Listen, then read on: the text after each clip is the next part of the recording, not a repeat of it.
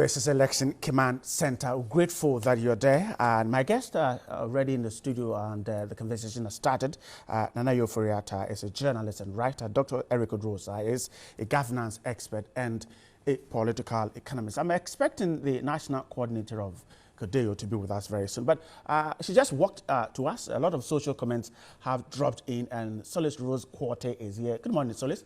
Good morning, the comments are in. Yes, they are. So yesterday was a special voting exercise, and we've been asking you out there, what's your take on exactly what happened, especially with issues regarding the fact that some people did not find their names on the special voting list. So Justice Ahiacha says, what happened is unfortunate. The security EC, the security, and those who went to the wrong polling stations are to be blamed. Adam Jabril says, what I saw yesterday of the EC clearly shows that Charlotte Osei and her team will plunge this country into chaos. Elvis Edubaton says those who are calling for peace must take Charlotte Osei on and stop the sycophant bidding projects. Without justice and fairness, there wouldn't be peace. Let's move on to some other ones. And Richard Duffo Redu says, I think the EC did not do well in communications of where you should go and vote. Some just put their names on special voting lists without transferring their names. Kwesi Ote Maestro says,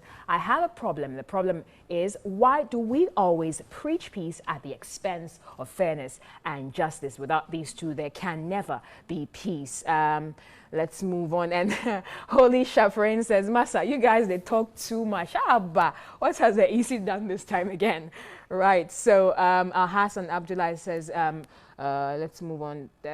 Right. Bismarck Sebastian says, the process was nothing to write home about. I'm totally disappointed. Let's do a couple more. I want to send a word of caution to the EC chair. Please be up to task, ensure fairness, and let the results be true. Let's do a couple more. Why? Okay, the EC don't know what she is doing. She must step up. She's talking about the chair, and it's very disgraceful as a country. Shake my head at the EC. That's from Nana Bediako Samuel. Michaels Brown says, I think the work is even bigger than her. I believe he's talking about the EC chair as well. Boache Bright says, complete failure. Asante Gideon says, EC is a failure. Christianos Nyanekabe says, very, very messy. Godwin Kofi Osafo says, I think the EC should sit up just this few number of people, and she can't control how much more the citizenry on December 7. Let's do a couple more. Let's see. Brahmad says the special voting exercise was an opportunity for the EC to set the minds of Ghanaians at rest and to further prove their readiness to conduct credible elections this year. Personally, I think they messed up the opportunity. Samuel Kofi says the EC must the EC must be blamed and blamed again so that this doesn't happen on December 7th.